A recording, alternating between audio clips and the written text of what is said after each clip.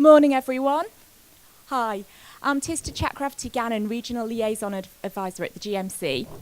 First of all, thank you very much for coming along to our session today. It's very much appreciated. We hope it gives you the opportunity to share some ideas with colleagues and tell us your views as well. Before I go on, may I just check, can everyone hear me quite clearly at the back? Lovely. Okay. So, culture change and promoting professionalism.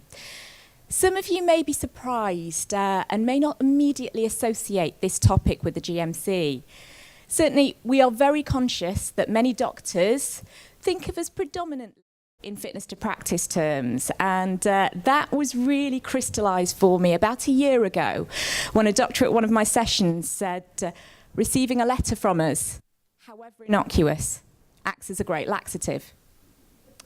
So I do appreciate how we are beheld, but actually we are about a lot more than fitness to practice. And just to draw your attention to our key functions, I can't emphasise enough that standards is absolutely at the centre of everything that we do. And I think there is an onus on us to engage a lot more on that positive stuff, the standards, the ethics, the guidance, the support. We recognise as well that it is a time of increased pressure for the profession. What with structural changes, changes to patient expectation, what's been quite a pernicious media narrative at times, and then all the usual stuff as well. Medical advances, more complex conditions, comorbidities, there is a lot going on. So what can we do to support you more? We recognise as well that those pressures have been compounded recently by events at mid-staffs, by Winterbourne View, by other high-profile failings. And it's really shone a spotlight on the service. So what can we do to support you more in promoting professionalism, in engendering that culture change? We recognise as well that localities are different, and those local differences, especially now, impact on your practice. So what can we do to listen to you and learn about those differences? And finally, specifically to today's session, we recognise that we have all this great guidance out there, literally world class, and I can say that with impunity because a number of regulators lift from it verbatim and put it into their own guidance worldwide. But realistically, who here finds it easy to keep up to date with 30-odd booklets and all the usual stuff, NICE guidelines, trust policies, CME, ever-changing local pathways, and everything else that you need to keep up to date with? So what can we do to make guidance more accessible? And delivering on the guidance, delivering good medical practice. And when I say good medical practice, it's not just that document at the centre, but all the supporting guidance that goes with it. Delivering on good medical practice is becoming even more important. But we know that there are challenges. And one common thing that I hear from many of my doctors is, well, isn't guidance just common sense? Yes, there are certainly elements of common sense therein, but I think there's always been precedent for that. Whether you are looking at Paracelsus or Hippocrates, it's always been useful to highlight the fundamentals, like first do no harm. So guidance does do that, but actually it goes way beyond the fundamentals. And this hideous slide here, which I'm not going to make anyone read before 9 a.m, details all the legislation that we distilled to put into just one piece of guidance, in this case confidentiality. So that means if you know our confidentiality guidance, you don't need to know all this legislation, which otherwise you would. So guidance covers the basics, it covers the fundamentals. We know that it does need to be more accessible, and we'd really, really value your insight on how we make that happen. At this point, I'm going to hand over to my colleague Luke, who is going to tell you a bit more about a standards review that we're undertaking. Thank you very much, and good morning. I appreciate you taking the time to come in so early to join us for this session. Just to set the context very well, and some of the place that the GMC is at the moment with this guidance, but we are very conscious, and we're doing quite a big piece of work internally at the moment to think about how we develop and use our guidance over the future. And as all of you will know, good medical practice has been around for a number of years. We've used it as a document which provides the basis for all of our work. But we also recognise that in day-to-day practice, with doctors and working within teams within a whole variety of environments, the extent to which good medical practice is used and is accessed on a day-to-day basis, how relevant it is to your practice as you go through each day is frankly quite limited. We know from our own research the extent to which people turn to other sources of information and turn to other places for advice is probably more than they turn to the GMC. Now that may not be a problem for us, and indeed actually partnering with Royal Colleges, with faculties and medical leadership faculties and others is really hugely important. But what we're trying to do at the moment is just understand the extent to which over the next 4 or 5 years we should be producing the same level of guidance, the same depth of guidance, how we should be delivering it, the extent to which we provide that guidance to doctors in a form other than pamphlets. I have no doubt that on everyone's shelf will be quite a lot of GMC guidance which is gathering dust in a pamphlet form, which is the least usable and helpful way of reading it. So over the next few months we're just doing a piece of work to understand how we might want to use the guidance, how we might want to develop our guidance in the future, and the task that I hope you can help us with today and in contact with us over the next few months is to let us know really what's useful for you from the guidance. To what extent should the GMC be actively seeking to promote it? Should we be providing direct advice?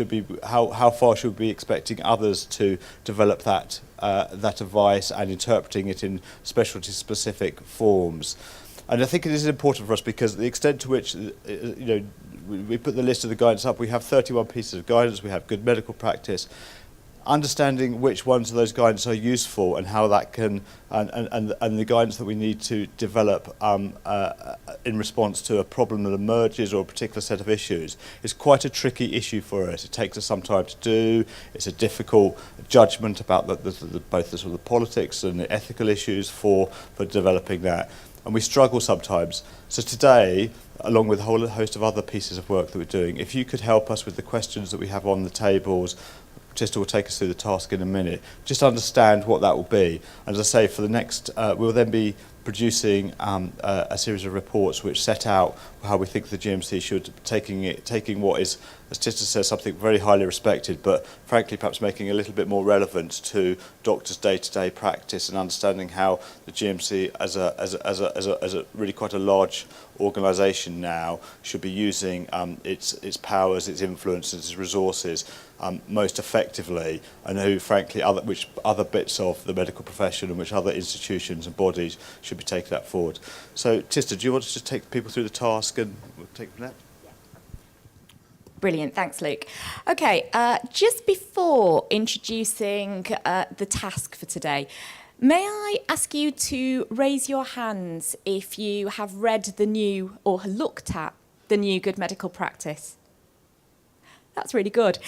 Would you please raise your hands if you've read and thoroughly digested the new Good Medical Practice? Okay. And finally, would you also raise your hands if you have read in the last 12 months or so any other piece of GMC ethical guidance? Okay.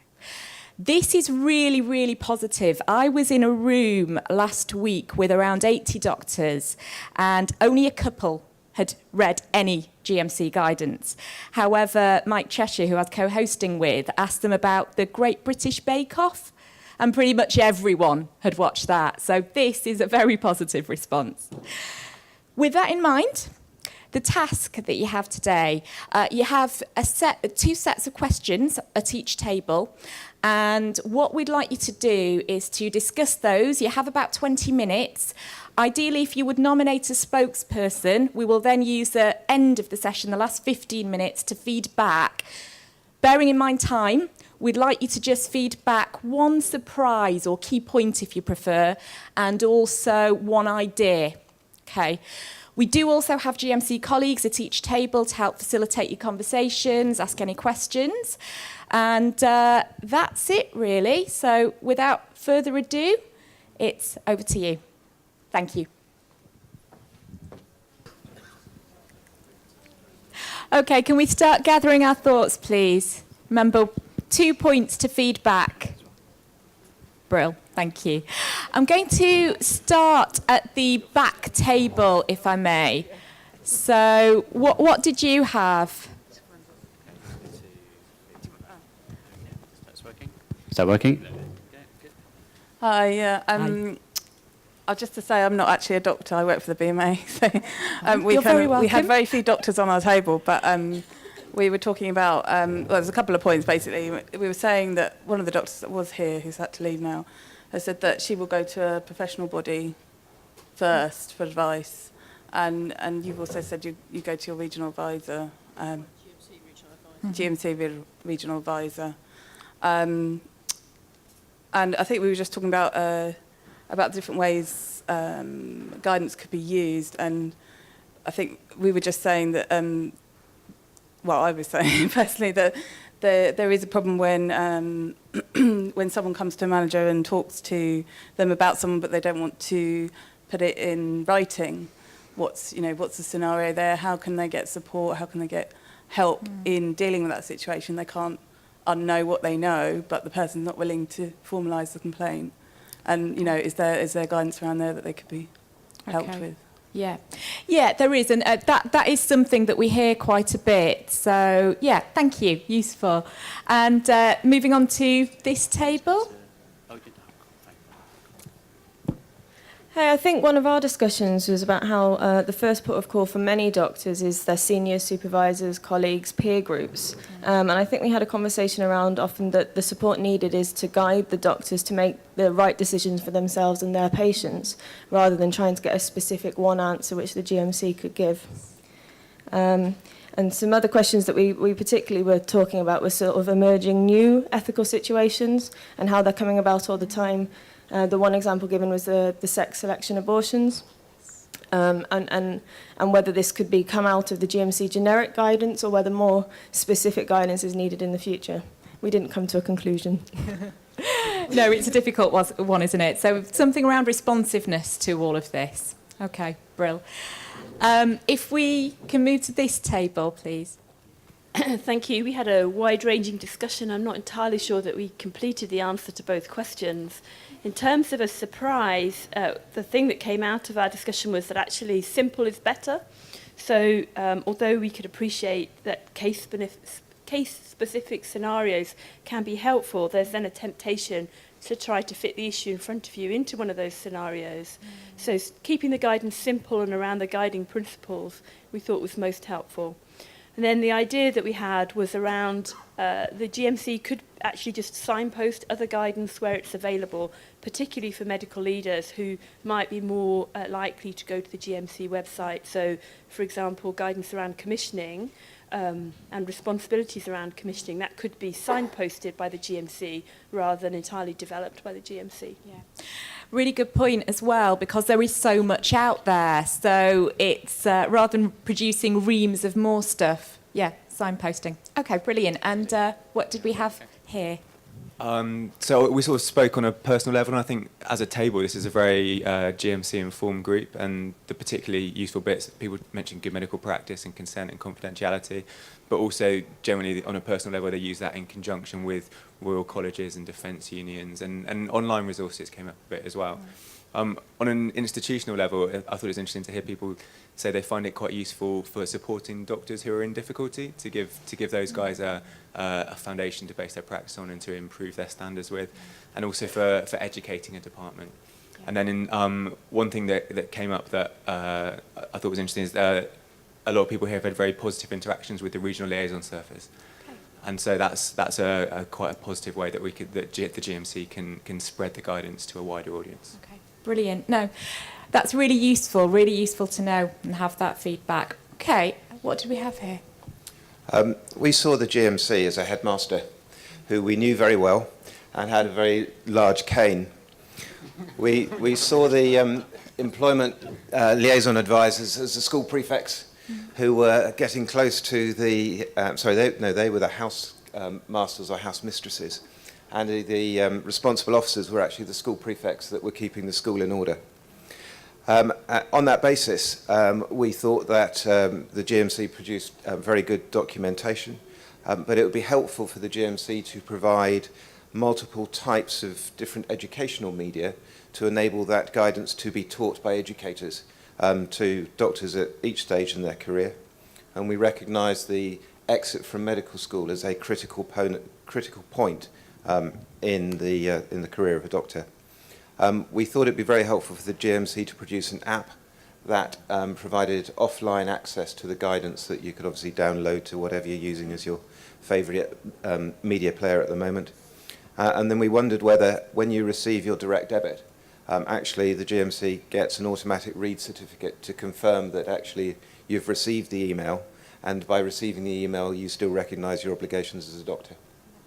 Okay, so exploiting technology and using various media, and may I quote you on your analogy as well? I like it. Well, going last, everything's already been said. I think we could probably say that. But relying on colleagues for where you get guidance from, other bodies, BMA, defence organisations and ethics directors, same issues around accessibility, web and apps, but also search a bit more searchable, difficult to find the words that you're looking for. We also talked to the culture. We didn't come up with such a wonderful analogy, but we noticed the change in the sort of billing of GMC from protecting patients, supporting doctors, to now regulating doctors, which sounds a little bit more, can the GMC be both your regulator and your friend, was a question that we were left with. We like the idea of the educational component, but we felt actually rather than the GMC becoming educators, they might well work with academies of medical colleges to integrate those key components into what was relevant for the various different colleges. We didn't really get too far through the second question, apart from trying to integrate what good practice looks like in what gets managed within NHS organisations. So do we actually recruit, select, reward the behaviours that the GMC say are the ones we should be promoting? Okay, brilliant. Thank you for that. Lots of ideas then around collaboration, I think, and accessibility, using different media. And that last point as well, it'd be interesting to see what other thoughts that you've had on, I suppose, embedding the guidance and promoting it as leaders. Really sorry that we haven't got scope to have a proper discussion around this today, but thank you very much for taking the time to feed in your thoughts, and we are going to take that back, as Luke mentioned before, and inform the standards review. Anyone who would like greater involvement in that, our details are here. Rian, who is on the table at the back, she's just waving. If you want to get involved, do have a chat with her, do drop her an email, and we'll see how you can contribute. And the regional liaison service has been mentioned a couple of times, not the one that's the prefect, but the one that engages with groups of working doctors. And if that's something that's useful to you, that you want to know more about, then my details are there as well. So please do get in touch. Before I get shouted at for running over time, that is it. So again, thanks very much for your time, and we will hang around should you want to speak with us. Thanks.